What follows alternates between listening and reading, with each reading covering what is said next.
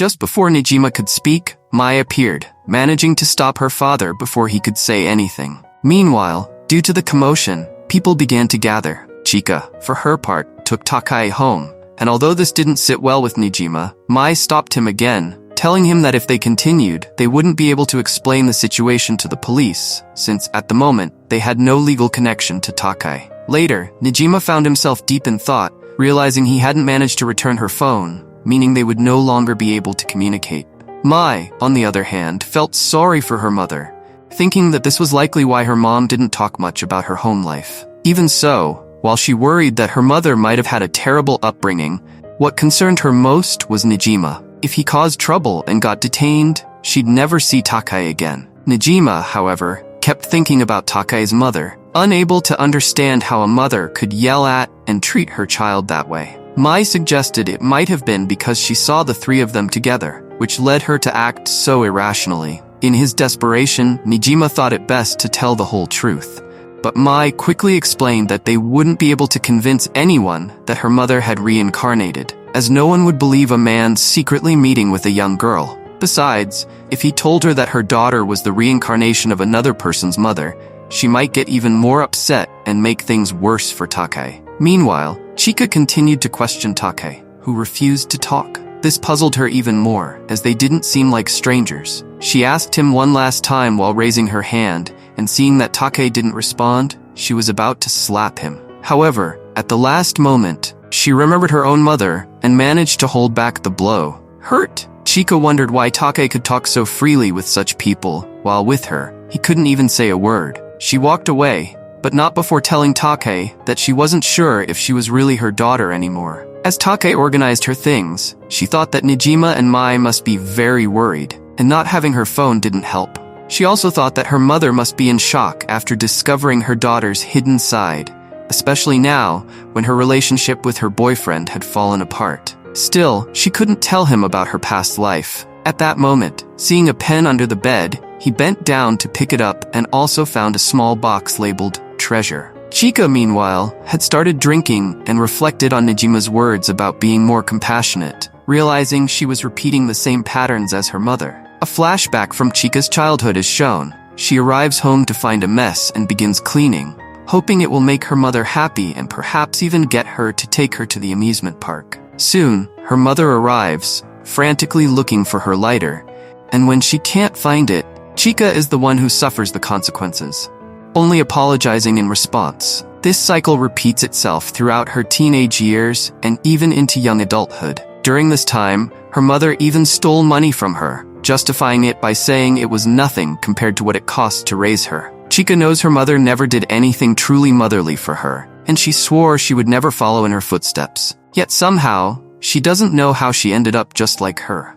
As Takai explores the box, she finds a photo inside and begins to cry without knowing why. The next day, Nijima is working harder than usual at the office, surprising his coworkers, who wonder why he had asked to leave early. As he gets ready to go, he's interrupted by Moria, who, somewhat worried, asks about Takai, as her last few messages went unanswered. Nijima quickly explains that it's because she left her phone at home, so there's nothing to worry about. He then thanks her for being concerned about Takai. Moria says it's nothing and mentions how impressed she is that Takai, at her age, can already stay home alone. After this, Nijima leaves work reflecting that it's possible to care about and worry for children even if you don't have any. He also thinks that Takai shouldn't have to suffer like this, and that there's nothing wrong with escaping a burdensome, painful situation. Chica, meanwhile, is at her job. Her elderly coworker asks if she's given her daughter the sweets she gifted her, but Chica replies that she hasn't yet,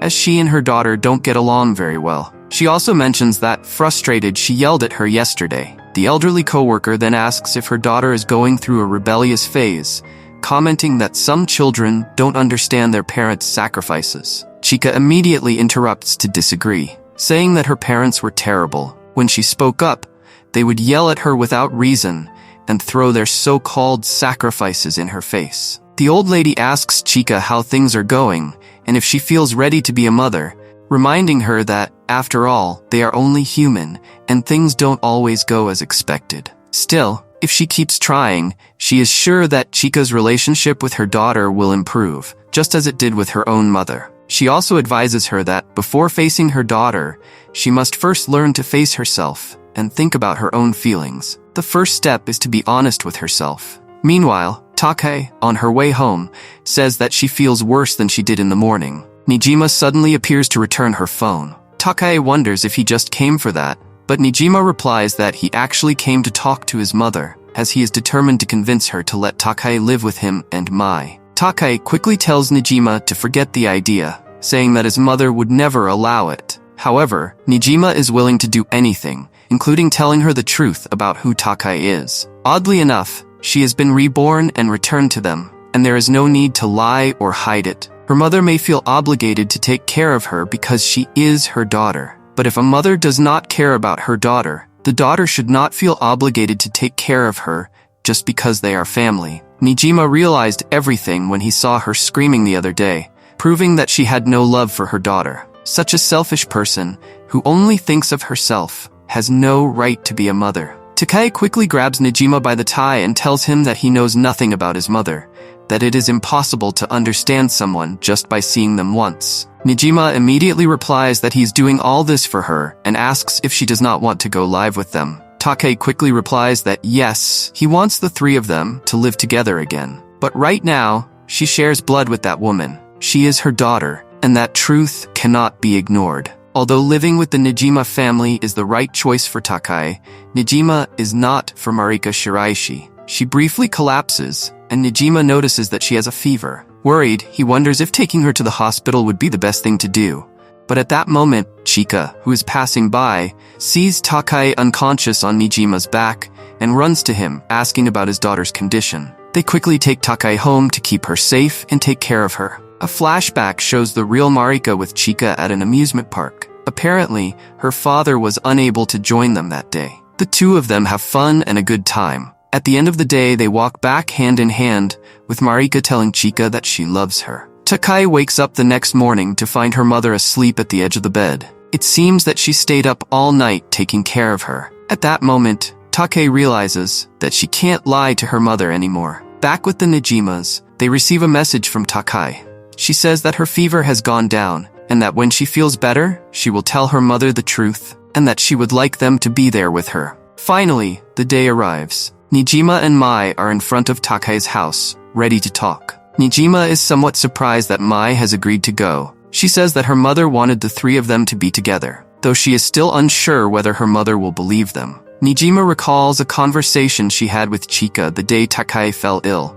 Chica mentioned that she is probably blaming herself for her daughter's health, but Nijima tells her that it is also her fault for burdening a child with adult problems caused by selfish adults, and apologizes to her as she now sees that she is a good mother. Now the four are sitting face to face. Chica asks Nijima to speak. He mentions that what they're going to tell her will sound unbelievable, and that he's unsure if they'll be able to convince her, but they want her to know the truth. Without further ado, Nijima tells her that Marika is the reincarnation of his wife, that she has the memories of his late wife, who passed away in a car accident 10 years ago. Although he doesn't understand how it happened, he supposes her soul reached Chica at that time and was reborn as Marika. Years later, she happened to pass by his house and regained her old memories. Chica asks Nijima if he's certain about this, as it sounds crazy that her daughter could be his reincarnated wife. Visibly upset, she can't believe he came all the way to her house to say such nonsense. However, Take decides to speak. She apologizes to Chica,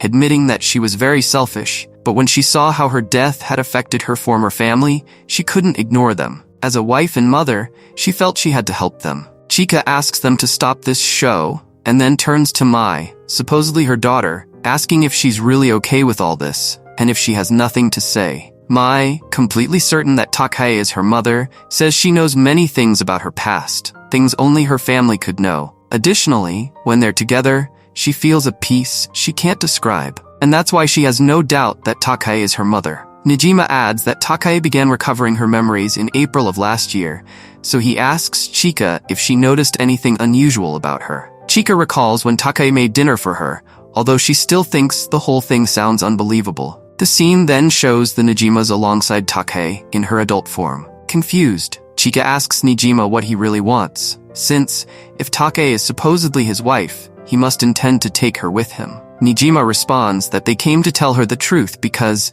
as long as she didn't know it, her relationship with Take would only worsen.